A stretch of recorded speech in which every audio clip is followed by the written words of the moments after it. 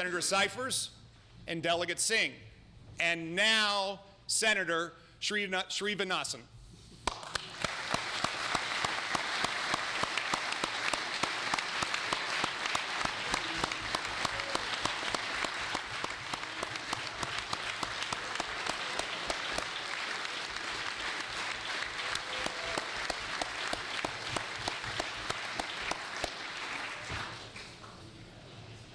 We are also reminded that last year we lost an incredible Virginian, a legislator and a friend, Senator Frank Ruff. We all admired his selfless service to the Commonwealth. And as we remember Frank, let us reflect on the opportunity with which we all have, the opportunity with which we have all been blessed, the opportunity to serve. In that same spirit, I especially want to thank our gracious First Lady, Suzanne Youngkin. Thank you for loving me, and thank you for tirelessly serving Virginians.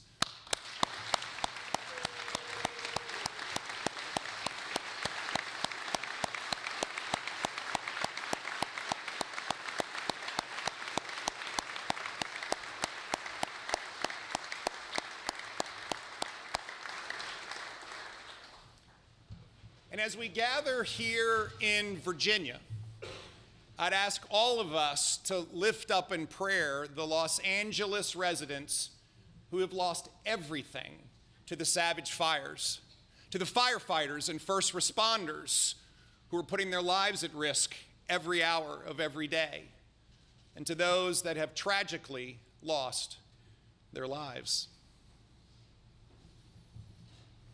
Thank you.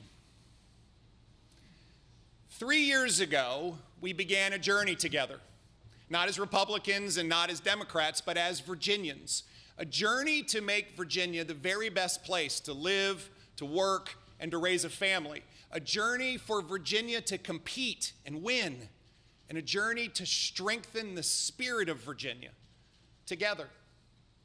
And as we begin the year 2025, I'm proud to report to you that Virginia's economy is strong, stronger than it has been in a very long time. Our student scores are up, violent crime is down, people are moving to Virginia faster than in a very long time. We've seen record job growth, record new business investment, and our state budget is projected to run a large surplus again. Our AAA bond rating ranks us as one of the strongest in the nation. Virginia is growing, Virginia is competing, and Virginia is winning. The state of our Commonwealth is strong, very strong.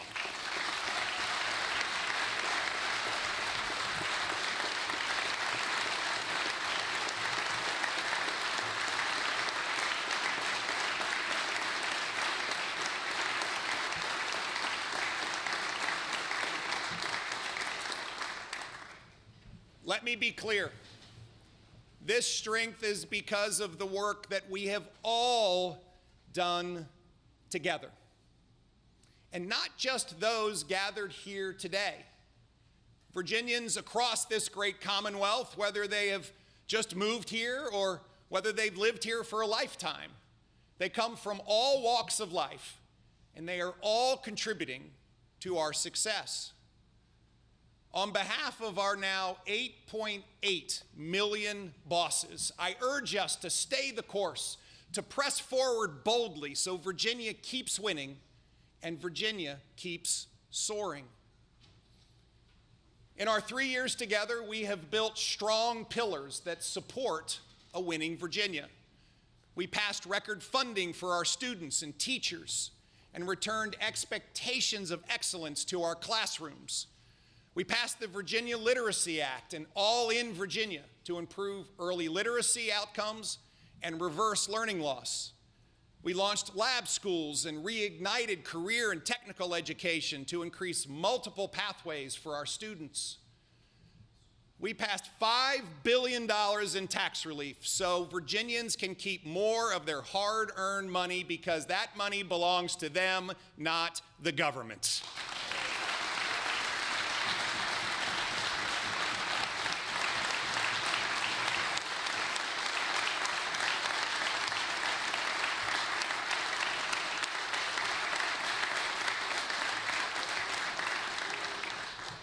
We made it easier to do business in Virginia, streamlining 50,000 regulations.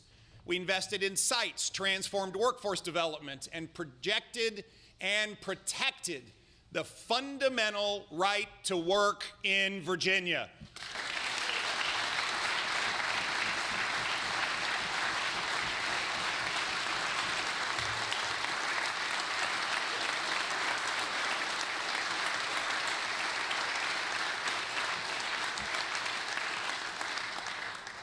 Businesses are investing and expanding, and just in case you hadn't seen it, CNBC named Virginia the top state in America for business.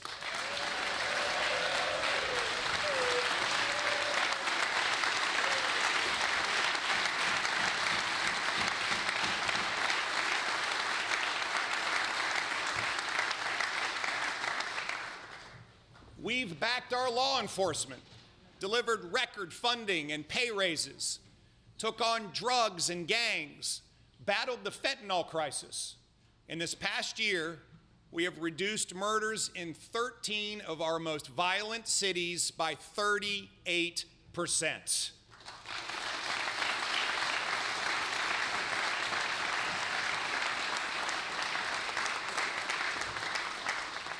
We're transforming our behavioral health system with right help, right now, meeting the needs of Virginians pre-crisis, in crisis, and post-crisis. We're standing strong for our military, our veterans, and their families.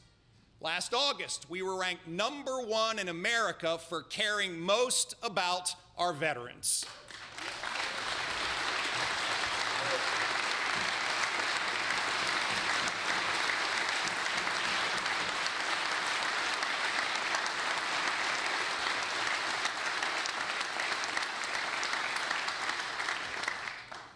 We're preserving Virginia's God-given natural resources, making huge strides towards our 2025 Chesapeake Bay goals, delivering the healthiest bay in over 2 decades.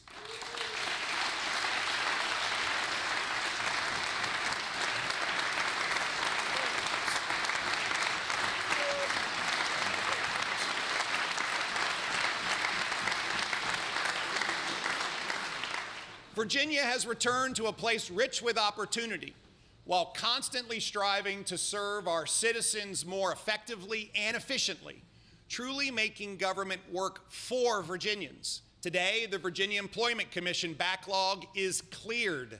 Your wait time is down substantially at DMVs, and because of our efforts to streamline and reduce regulations, we're saving Virginians $1.2 billion annually.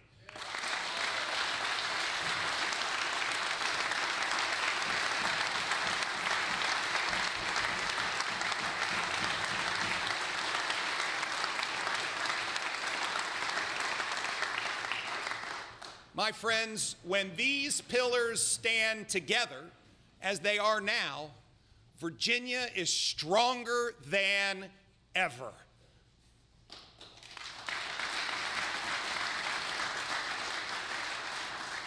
What we are doing is working, but we cannot let Virginia stall. We must push Virginia to soar at even greater heights. And as you have heard me say many times before, our neighbors in North Carolina, South Carolina, Tennessee, Georgia, and Florida have been growing rapidly.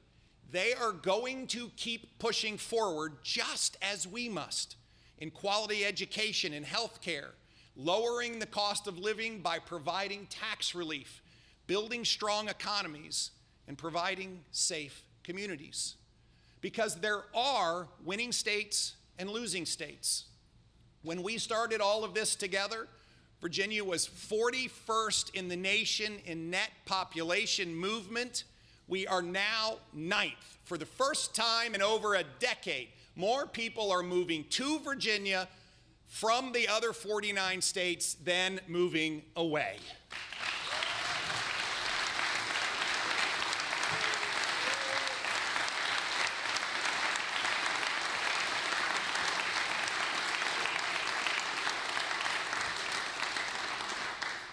Virginia was bottom 3rd in job growth, and now we have more Virginians working than ever before. Certain states consistently attract people and attract jobs, and other states consistently lose people and lose jobs. And the reality is that Virginia must compete even harder than ever. If we do not continue to build these pillars to keep doing what's working, Virginia will fall behind again. To keep soaring in education with our historic investments over the past 3 years, we must continue to expand and create new pathways, drive innovation, and propel the quality of education and accountability.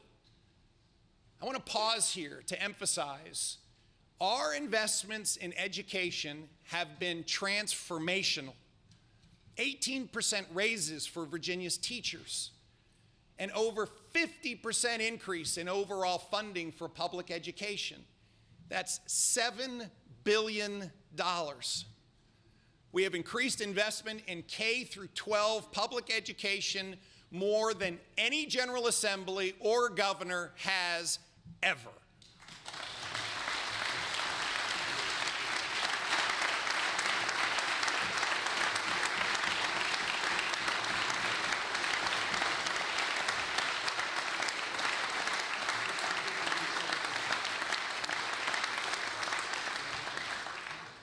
The budget amendments I recently submitted continue that shared effort, with an incremental $517 million in direct aid, bringing us to $22.1 billion for the biennium, and an additional $290 million for school construction, for a total investment of nearly $2 billion over the last 3 years.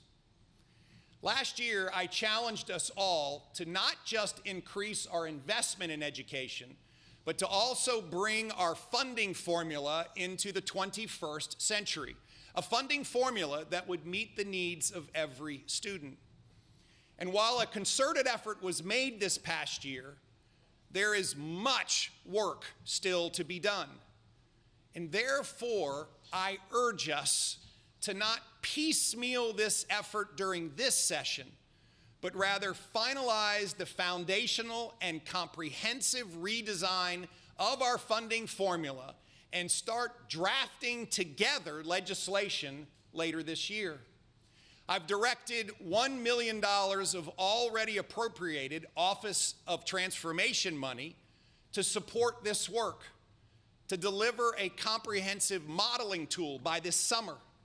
And in addition, we must engage with stakeholders to help leaders of this chamber and across the Commonwealth understand the impact of the new funding formula on students and school divisions. We can both invest record amounts to support an extraordinary public school system and provide students and parents pathways that work best for their families. That pathway is unique for each family. That's why I am proposing $50 million for Virginia Opportunity Scholarships for low-income families.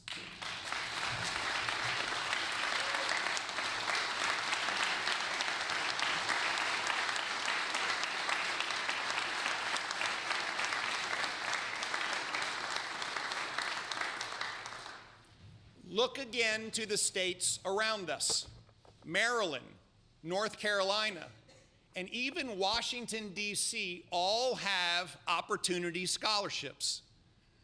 Virginia Opportunity Scholarships will provide $5,000 for scholarships for 10,000 low-income families and do not take a single penny away from our existing education funding.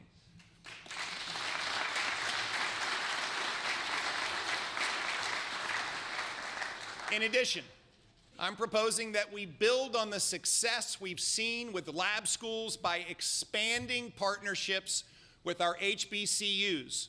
We have 15 lab schools in motion, which will serve 5,000 public school students across all 8 superintendent regions. And we have new applications waiting to be funded. Lab schools specializing in healthcare, coding, space, maritime, and of course, teaching.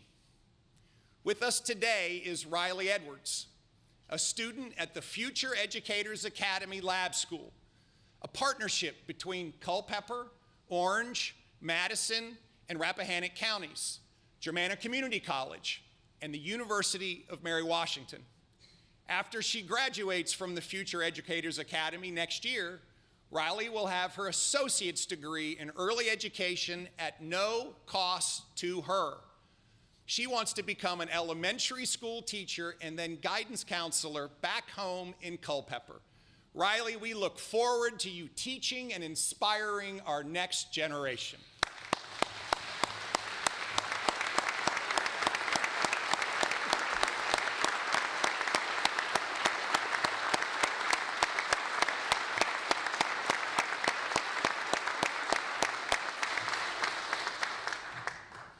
Let's work together. Let's work together to provide Virginia Opportunity Scholarships. Let's work together to expand lab schools.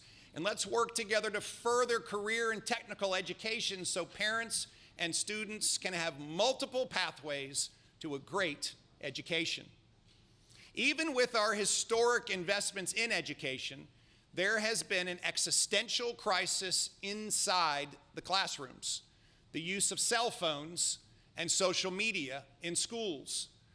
While these are remarkable innovations, the cold hard truth is that cell phones are damaging the developing minds of our young people. The data is clear.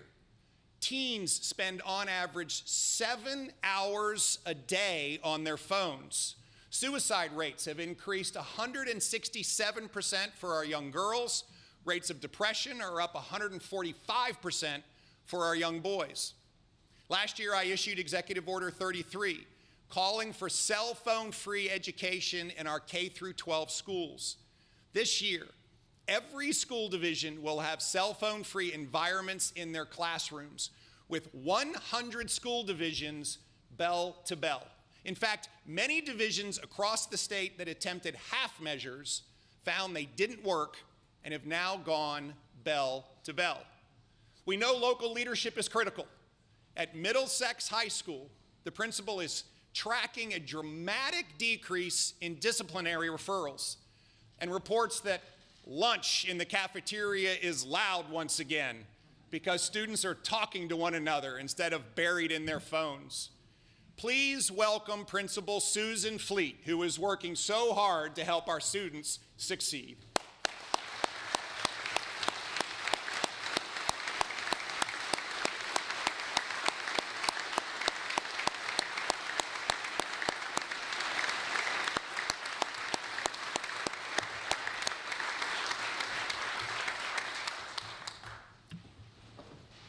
With clear data and transparency, we can track what matters most: student performance.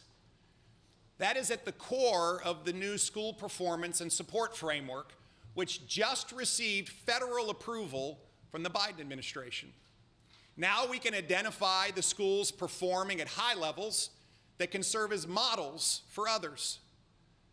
And we can, with candor and no judgment, identify the schools that need additional support.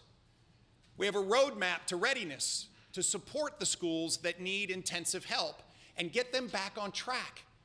With the data from our performance and support framework, we can now direct over $50 million in new funding to support specific schools and students that need it the most. We must follow what's best for our students today, not years down the road.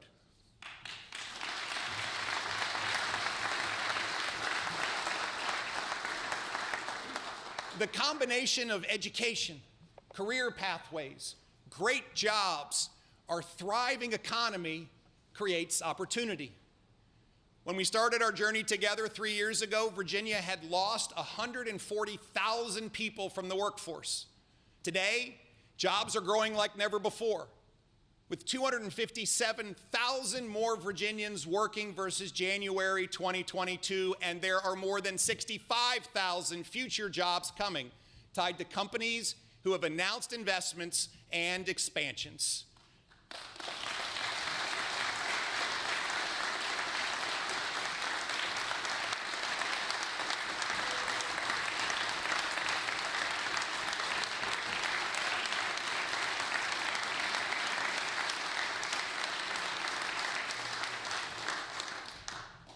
Today, in addition to being the top state in the nation for business, we surged through our 4-year goal of adding 10,000 high-wage, high-growth startups in 2 years. We have welcomed $90 billion in new investment commitments from companies like Lego and LS Cable, Micron, and Microporous, a battery supplier investing $1.35 billion at the Southern Virginia megasite, proving that we can attract huge investment without giving Virginia tax dollars to companies controlled by the Chinese Communist Party.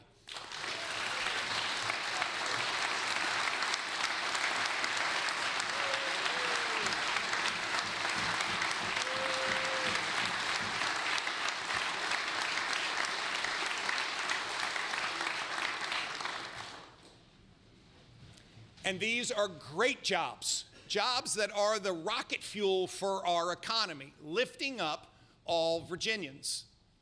Virginians like Antonio Lamba. In high school, he chose the career and technical education pathway, completed the HVAC Youth Apprenticeship Program, and began working at Comfort Systems. He'll complete his journeyman certificate in May. At 19, Antonio has found not just a job, but a career to support his young daughter and growing family. And he's not done yet.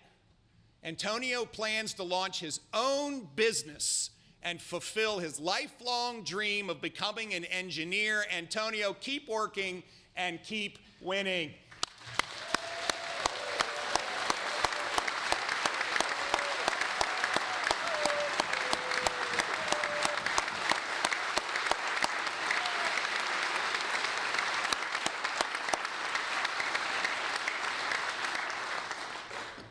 To keep Virginia booming with more jobs and more opportunity, we must continue to lower the cost of living with tax relief. The states that are gathering the most people and the most jobs are continuing to reduce tax burdens. Together, we've provided Virginians with $5 billion in tax relief. We eliminated the state grocery tax, made the first $40,000 of veteran retirement income tax-free, nearly doubled the standard deduction, and provided significant tax rebates. Leadership from both sides has said in recent weeks that we need to provide more tax relief to lower the cost of living. No surprise, but I agree. And that starts with the most hated tax in America, Virginia's car tax.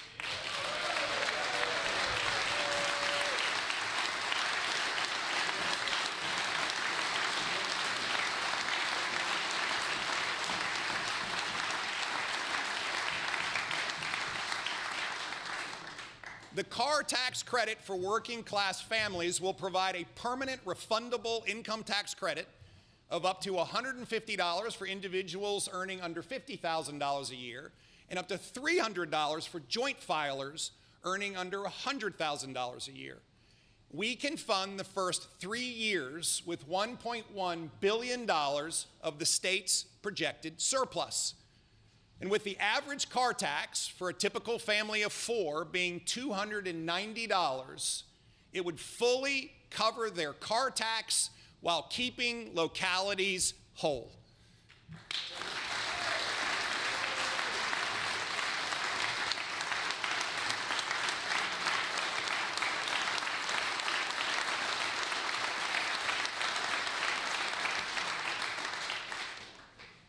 We can also reduce tax burdens on hardworking hospitality and restaurant staff. Kim Jordan works at Mary's Kitchen in Virginia Beach. She loves her work, she loves her coworkers, and she loves her customers. But there's not much left after she pays taxes on her tips. Right now, she's helping pay her daughter's student loans. And like many Virginians, there are car payments, rent, electric bills, and yes, the car tax. Together, we can put real money back into the pockets of hardworking Virginians like Kim, who joins us this morning after working both the breakfast and lunch shift just yesterday. Please welcome Kim, and let's make sure there are no taxes on Kim's tips.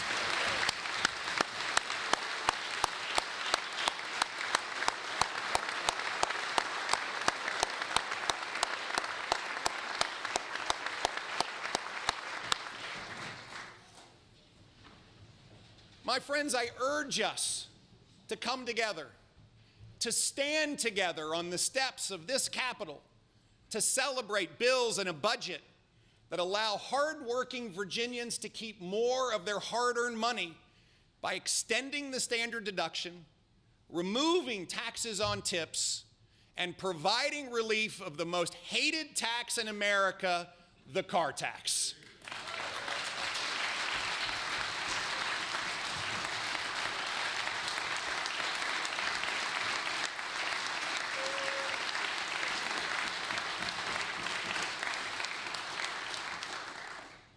To keep Virginia soaring, we must address one of the most pressing issues facing Virginia: power.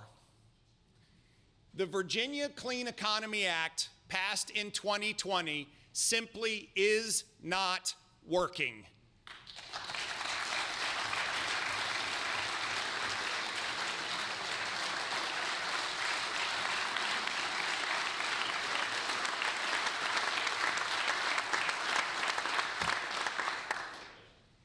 My friends, it's driving up rates, driving down reliability, and constricting our economic growth.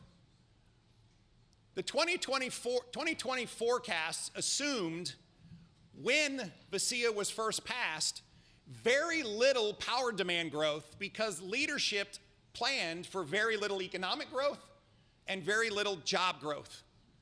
Well, today, Virginia's demand for power is growing because Virginia is now growing rapidly. We now import roughly 40% of our power instead of the 18% that we saw in 2020. And worse yet, the cost of that imported power is almost 10 times higher than it was just 1 year ago.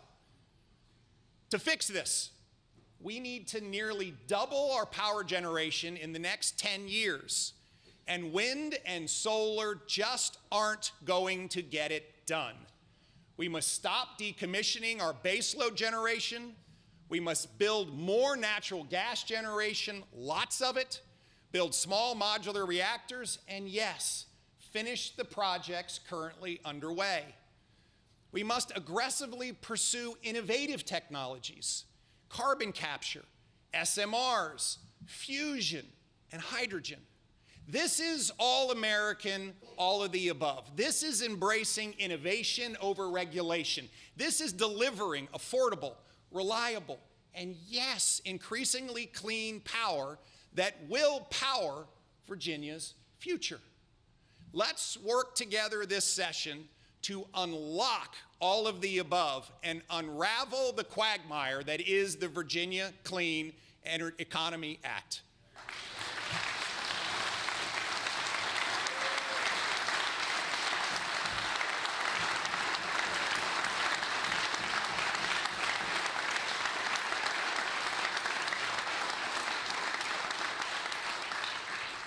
We also must not use our growing economy and growing need for power as an excuse to end local control of solar project siting.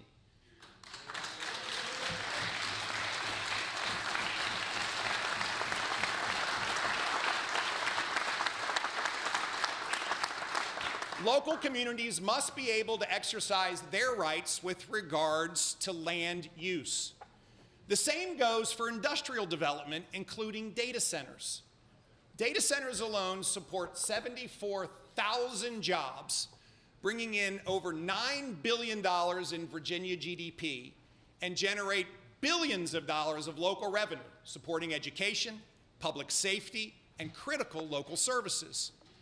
We should continue to be the data center capital of the world.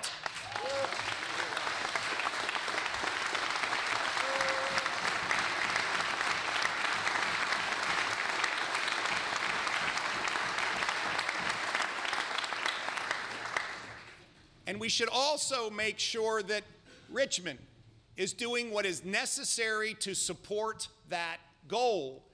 Different communities will make different decisions on data centers, but these must be their decisions, and Richmond should not stop them from capitalizing on these incredible economic opportunities. To keep Virginia soaring, we need to keep Virginia healthy. We must continue to support the health and well-being of all Virginians. Critically, that includes moms and babies.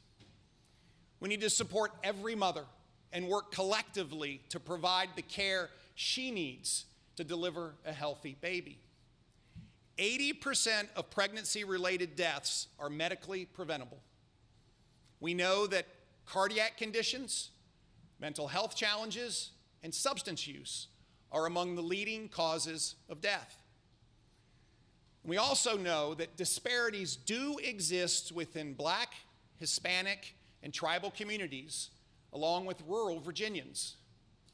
We have much better data now as a result of my executive order last year. And budget and legislative actions that I am proposing will enable us to embrace interventions to ensure healthy babies, healthy mothers, and healthy communities.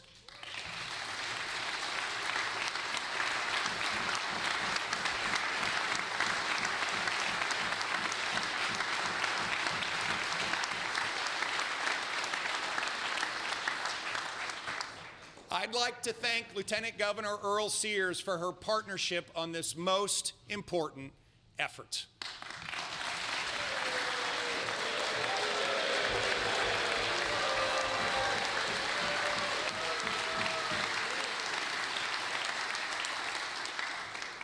An integral part of supporting those families is childcare. The work that we did last year to support working mothers and fathers to transform childcare in Virginia was nation-leading. I urge you to support the efforts to maximize this historic investment with common-sense reforms that will take 7,000 birth to 5-year-old children off the wait list and tackle childcare deserts with funding to renovate existing facilities with local partners.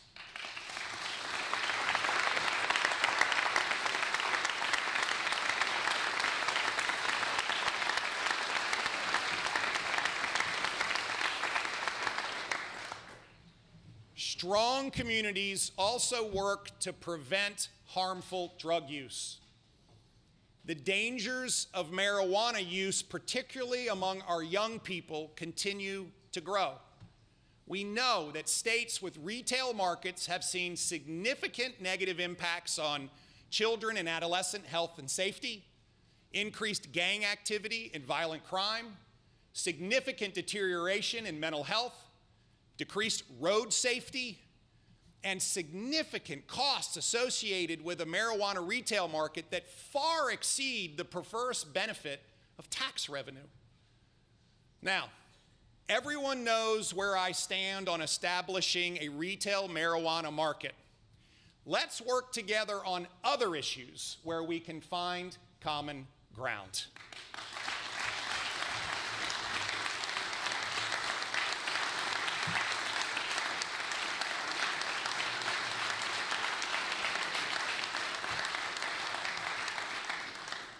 One of those issues is gaming.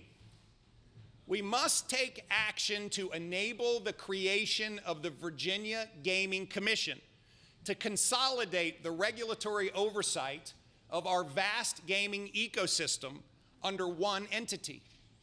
Let's focus our efforts this session on building a world-class regulatory body and not on one-off bills pushed by special interest groups.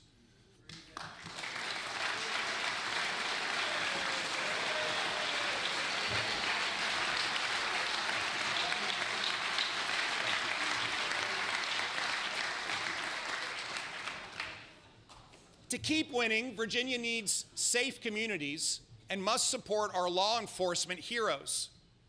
Thanks to Operation Ceasefire, led by our Attorney General, Jason Miyares, and Operation Bold Blue Line, we are seeing a serious decline in violent crime.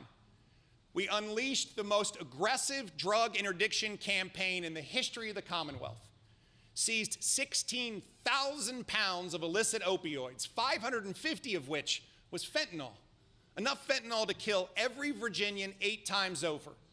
We arrested over 1,000 people, seized 275 guns, and all of this was accomplished in 45 days.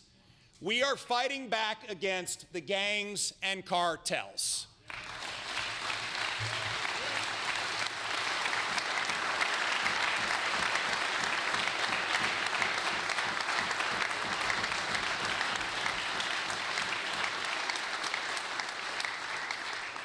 And we are now starting to see a decline in overdose deaths from illicit drugs, declining 23% in Virginia.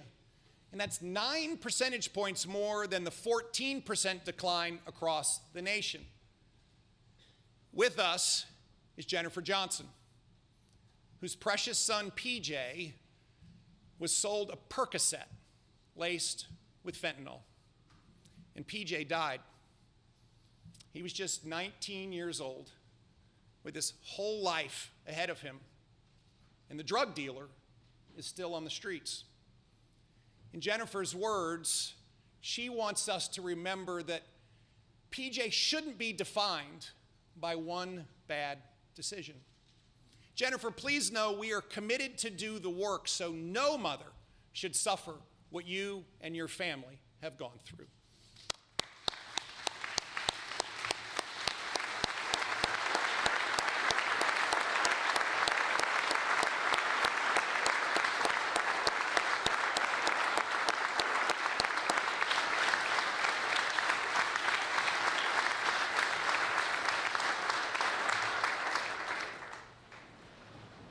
We have collectively worked together to make an impact on the evil of fentanyl. But to truly impact the drug dealing, we must raise the penalty to felony homicide when the manufacturer or distributor of illicit drugs or fentanyl causes a death.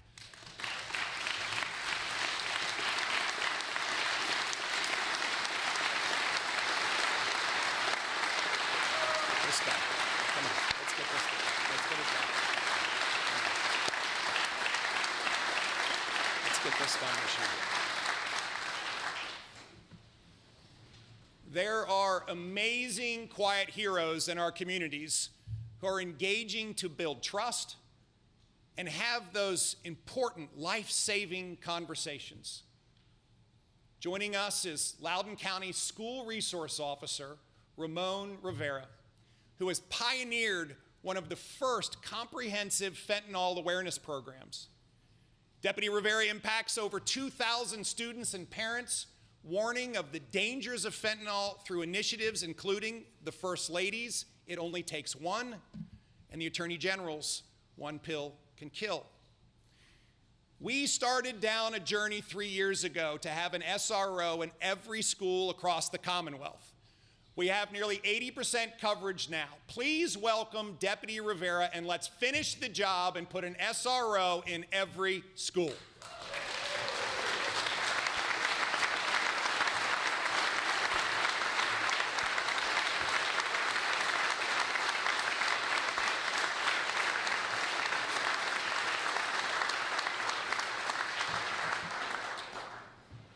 And even with heroes like Deputy Rivera, parents need the information about what is going on in their child's school to keep their children safe.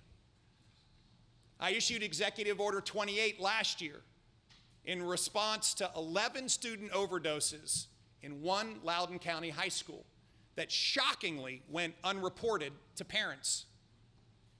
Our executive order established a 24-hour notice period. According to media reports, Northern Virginia localities have seen as much as a 70 to 80% drop in juvenile drug overdoses in school. I hope that this year you send a bill to my desk that codifies this executive order.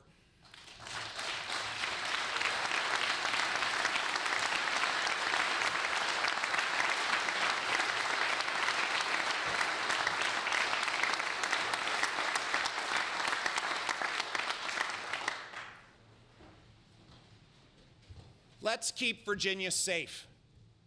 If someone is in this country illegally and they commit a violent crime, they should get a one-way ticket back to where they came from.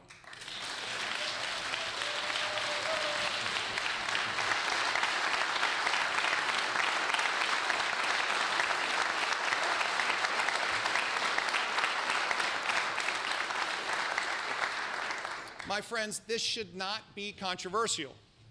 Virginia is not a sanctuary state, and if localities have sanctuary city policies and refuse to cooperate with ICE, they should lose state funding, full stop.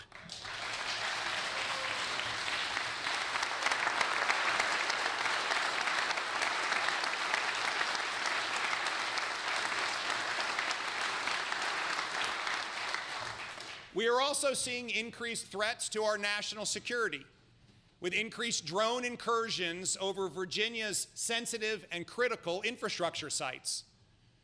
We've come together before to prevent the sale of Virginia farmland and real estate to entities controlled by foreign adversaries.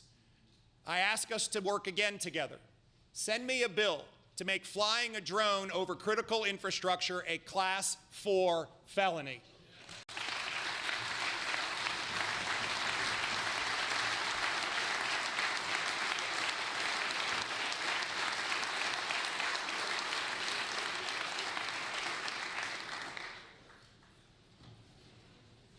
Safe communities also require protecting houses of worship, college campuses, and the fundamental right to religious liberty enshrined in Mr. Jefferson's Statute for Religious Freedom, engraved in marble on the wall of this very chamber.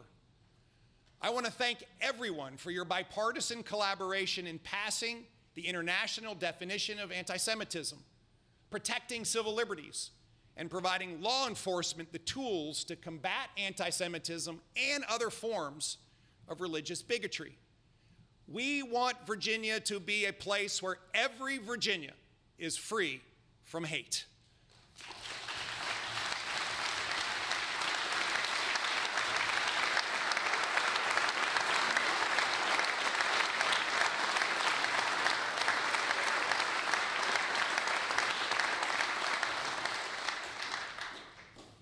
We are stronger together. At the end of September, Southwest Virginia was hit by one of the most significant disasters in its history. State and local resources from all over Virginia came together to prepare, to protect, and to rebuild after the devastating impact of Hurricane Helene. There were unbelievable stories of heroism, from rescuing patients off a hospital roof to rappelling into rushing water to save people who were in their cars. I was struck by the story of an amazing couple that I met and learned that they had been married for 57 years, Carl and Linda McMurray.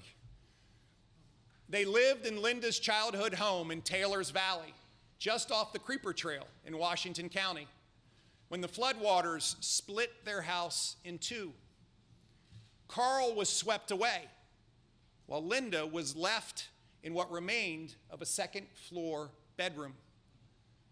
Carl used his belt to fasten himself to a bush in the middle of the rushing water for hours, until a rescue team in a Black Hawk helicopter spotted and saved him.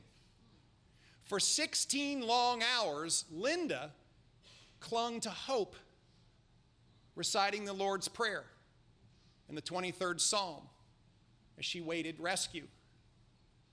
Even though I walk through the valley of the shadow of death, I will fear no evil, for you are with me. Neither knew if the other had survived. But when Linda finally walked into Carl's hospital room, their prayers were answered. Can we all rise and express our support for Carl and Linda and all Americans struck by this disaster?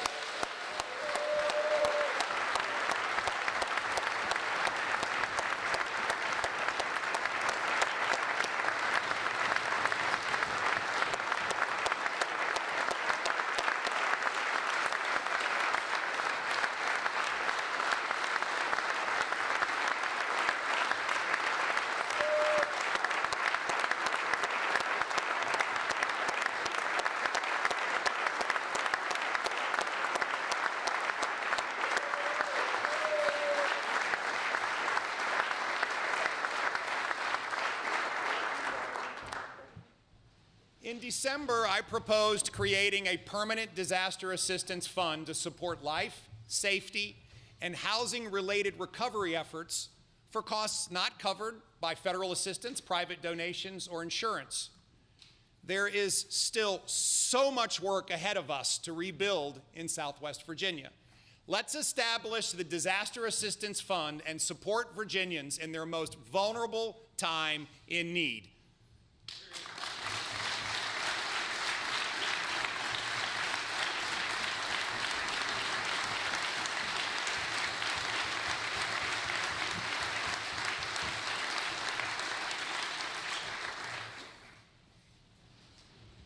Amazingly, joining Carl and Linda in the gallery this morning are two of the heroes who were part of the crew that rescued Carl that day.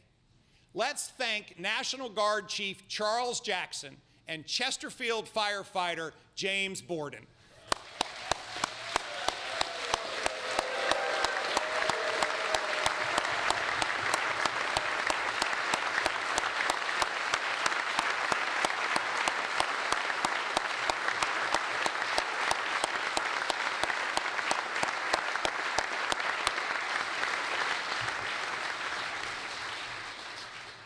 These heroes remind us that we are blessed to be the home to one of the largest military and veteran populations in the nation.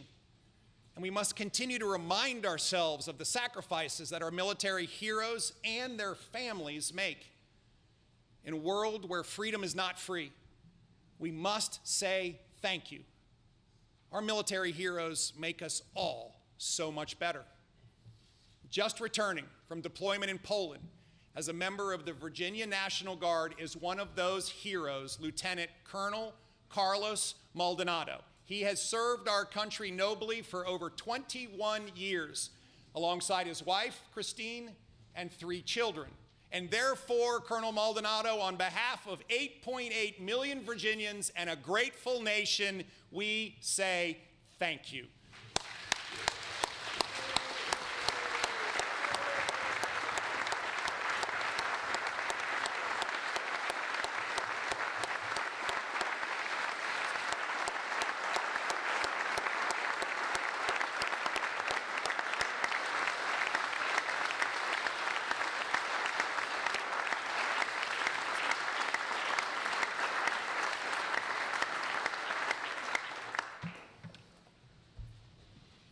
My friends, the spirit of Virginia is soaring, and she can soar to even greater heights.